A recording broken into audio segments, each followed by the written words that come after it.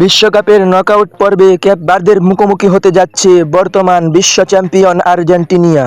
Group পর্বে দারুণ perform করার পর এবার শুরু হচ্ছে আসল পরীক্ষা। তাহলে চলুন দেখে নেওয়া যাক লিওনেল স্ক্যালোনি কাদের নিয়ে মাঠে নামতে পারেন এবং কে কোন পজিশনে খেলবেন।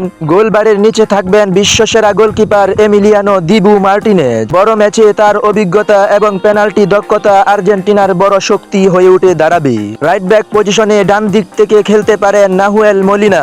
আক্রমণে উঠে ক্রস দেওয়া এবং দ্রুত রক্ষণে ফেরার ক্ষমতা তাকে গুরুত্বপূর্ণ করে তুলেছে।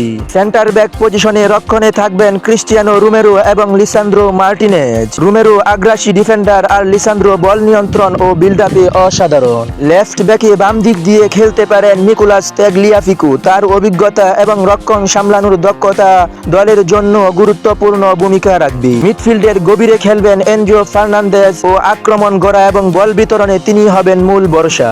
সেন্ট্রাল মিডফিল্ডে Alexis Mac Allister box to box ভূমিকা পালন করবেন। আক্রমণ ও রক্ষণ দুই জায়গাতেই তার অবদান থাকবে। অ্যাটাকিং মিডফিল্ডে দেখা যেতে পারে জিওভানি লো সেলসো খেলতে পারেন আরো এগিয়ে। সুযোগ তৈরি করা এবং ফরওয়ার্ডদের সঙ্গে সংযোগ তৈরি হবে তার প্রধান কাজ। রাইট উইং ডান প্রান্তে দেখা যেতে পারে লিওনেল মেসিকে। তিনি উইং থেকে ভেতরে ঢুকে খেলা তৈরি করবেন, গোলের সুযোগ বানাবেন এবং নিজেও গোল করার চেষ্টা করবেন। লেফট উইং বাম পাশে থাকবেন জুলিয়ান আলভারেজ। গতি, প্রেসিং এবং ফিনিশিং সব মিলিয়ে তিনি কেপ ভার্দের রক্ষণে বড় হুমকি হতে পারে। একেবারে সামনে খেলবেন লাউতারো মার্টিনেজ। বক্সের ভেতরে তার গোল করার দক্ষতা ও ক্ষমতা আর্জেন্টিনার অন্যতম বড় অস্ত্র।